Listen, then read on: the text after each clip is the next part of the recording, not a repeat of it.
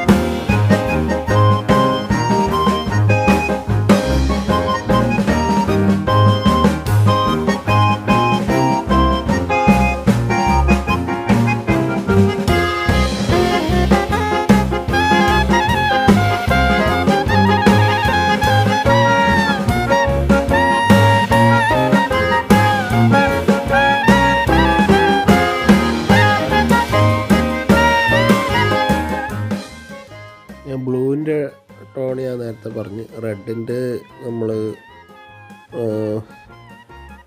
റെഡിൻ്റെ ടോണിന് നമ്മൾ ബ്ലൂ ആണ് ചേർക്കുന്നത്. ഡാർക്ക് കൂടി വരാൻ ബ്ലൂവിൻ്റെ അംശം കുറച്ചുകൊണ്ട് റെഡിന് പ്രാധാന്യം കൊടുത്തുകൊണ്ട്, റെഡിന് കൂടുതൽ പ്രാധാന്യം കൊടുത്തുകൊണ്ട് ബ്ലൂ കൂട്ടി കൊണ്ടുവരാം. പിന്നെ ഹൈ ഡാർക്കിന് red, Prussian blue plus red,